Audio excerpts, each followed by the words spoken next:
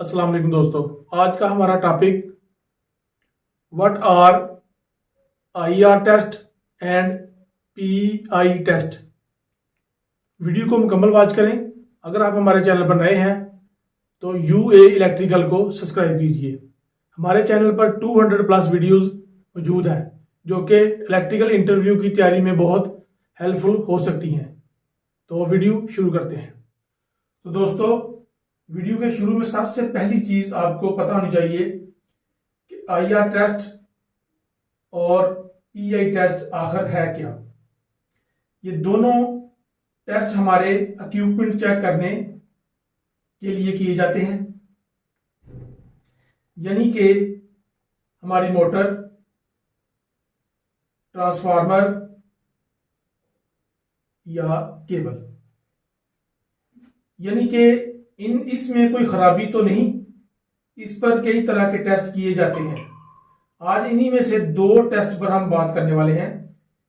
जब हम IR test करते हैं तो जो हमको वैल्यू मिलती है उसको हम बोलते हैं आईआर वैल्यू, और जब हम पीआई टेस्ट करते हैं तो जो हमको वैल्यू मिलती है उसको बोलते हैं पीआई वैल्यू। अब दोस्तों, सबसे पहले जो हमें इल्म होना चाहिए इन दोनों टेस्ट के बारे में, वो इनकी फुल फॉर्म पता होनी चाहिए, क्योंकि वो आपसे इंटरव्यू में पूछी जा सकती है। अगर हम आईआर की फुल फॉर्म की बात करें तो आईआर की फुल फॉर्म है इंसुलेशन रेजिस्टेंस टेस्ट, और अगर हम पीआई की फुल फॉर्म की बात करें तो पीआई की फुल फॉर्म है पोलराइजेशन इंडेक्स्ड।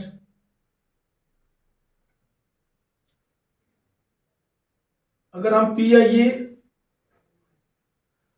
पीआई की फुल फॉर्म की बात करें तो पीआई की फुल फॉर्म है पोलराइजेशन इंडेक्स, या फिर इसे पोलर इंडेक्स भी कहते हैं।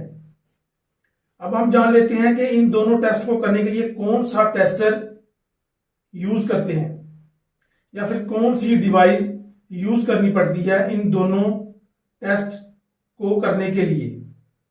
तो दोस्तों, आईआर जो टेस्ट है ये टेस्ट मेकर से किया जाता है।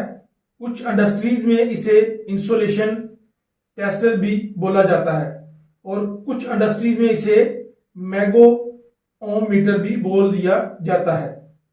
अगर आपको इस चीज का ख्याल रखना है कि ये तीनों चीजें एक ही हैं, यानी कि मेगर, इसे ही आईआर टेस्ट किया जाता है। तो दोस्तों, अब जान लेते हैं पीआई टेस्ट के बारे में, यानी कि पोलराइजेशन इंडेक्स टेस्ट। यह भी मेकर से ही किया जाता है, यानी कि ये दोनों टेस्ट, पीआई टेस्ट और आईआर टेस्ट, मेकर से ही किए जाते हैं।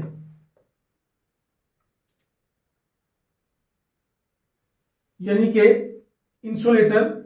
इंसुलेशन टेस्टर से। तो अभी अगला सवाल आपके जहन में आता है कि पीआई और आईआर टेस्ट में क्या डिफरेंट है, इन दोनों टेस्टों को कब और कैसे किया जाता है। तो सबसे पहले हम आईआर टेस्ट को समझ लेते हैं, इसे कैसे परफॉर्म किया जाता है। तो दोस्तों, इसे करने के लिए हमें जो भी डिवाइस का टेस्ट करना हो उसकी हमें दो पॉइंट को लेना होता है। एक पॉइंट हमें लेना होता है सप्लाई से, यानी कि लाइट पॉइंट, और दूसरा पॉइंट हमें लेना होता है ग्राउंड से, यानी कि जहां पे नॉर्मल कंडीशन में करंट फ्लो नहीं होता। फॉर एग्जांपल, यानी कि एक पॉइंट हमें लेना है मोटर की वाइंडिंग से, जो वाइंडिंग उसमें की होती है उस वाइंडिंग में से एक पॉइंट लेंगे, और दूसरा पॉइंट मोटर की बॉडी से, यानी कि अगर हमारी मोटर नॉर्मल कंडीशन में है तो उसकी बॉडी में करंट फ्लो नहीं होना चाहिए। और इसके बाद हम मेगर को लेते हैं टेस्ट करने के लिए। आपको पता है इस मेगर में हमें दो लीड मिलती हैं, एक लीड को हम लाइव पॉइंट से जोड़ते हैं और दूसरी लीड को हम ग्राउंड पॉइंट से, जो बॉडी से जोड़ते हैं, और दोनों लीड को जोड़ने के बाद हम मेकर को ऑन करते हैं। मतलब हमारी जो डिवाइस है वो मेकर में करंट को फ्लो करवाता है, और ऐसा करने से हमें मेकर से कुछ रीडिंग मिलती है। जो रीडिंग यानी वैल्यू मिलती है, इस वैल्यू को हम IR वैल्यू बोलते हैं। और इसी वैल्यू की मदद से हम मालूम कर लेते हैं कि हमारी जो डिवाइस है वो सही है या खराब है।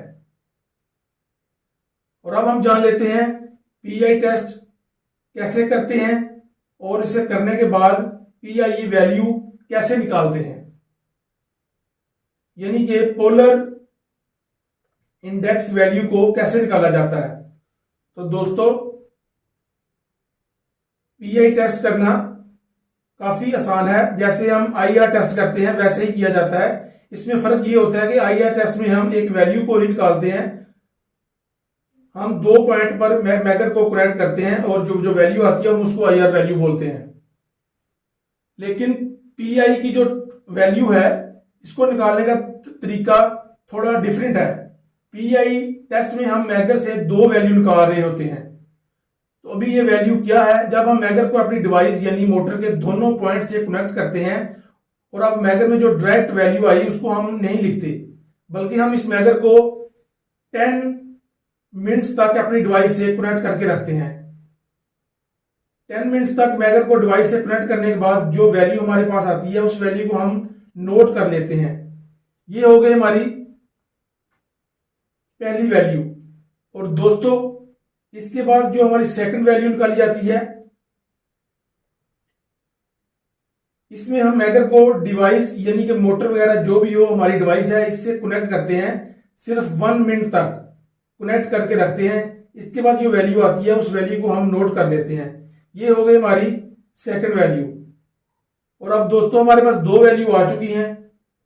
पहली वैल्यू है हमारी जिसमें मेकर को 10 मिनट्स तक डिवाइस से कनेक्ट किया, और सेकंड वैल्यू है हमारी जिसमें हमने मेकर को 1 मिनट तक डिवाइस से कनेक्ट किया। अब हमें क्या करना है दोस्तों, ये दोनों वैल्यू को इस पोलराइजेशन इंडेक्स फार्मूले में पुट करना है। ये काफी सिंपल है। फॉर एग्जांपल, ये हमारी जो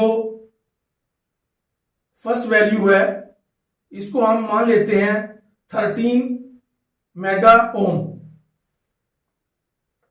और जो सेकंड वैल्यू है इसको हम मान लेते हैं 8 मेगा ओम।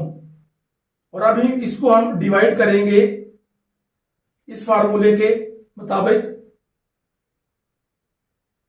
और हमारा जो आंसर आएगा वो है 1.6 मेगा ओम। अब दोस्तों, ये 1.6 ओम है, ये हमारी PI वैल्यू। अब दोस्तों, आपको पता चल गया होगा कि PI वैल्यू कैसे निकालते हैं। अब यहां पर आपके पास जो वैल्यू आई है इससे हमें कैसे पता चलेगा कि हमारी जो मोटर है या जो भी हमारी डिवाइस है वो सही है या खराब हो चुकी है। उसके लिए ये एक सिंपल सा चार्ट है। अगर हमारी वैल्यू 1 मेगा ओम से कम है तो ये बहुत डेंजरस है हमारे लिए, हमारी मोटर के लिए या हमारे जो भी डिवाइस है उसके लिए बहुत डेंजरस है। और अगर उसकी वैल्यू 1.0 से 2.0 के दरमियान में है तो ये क्वेश्चनेबल है। और अगर ये वैल्यू 2.0 से 4.0 के दरमियान में है तो ये गुड कंडीशन है उसकी। और अगर इसकी वैल्यू 4 मेगा ओम से 4 मेगा ओम तक है तो फिर ये एक्सीलेंट है। वीडियो वॉच करने का शुक्रिया। वीडियो अच्छी लगे तो अपने दोस्तों के साथ शेयर कीजिए, लाइक कीजिए और हमारे चैनल UA इलेक्ट्रिकल को सब्सक्राइब कीजिए। तो मिलते हैं नेक्स्ट वीडियो में, तब तक के लिए अल्लाह हाफिज।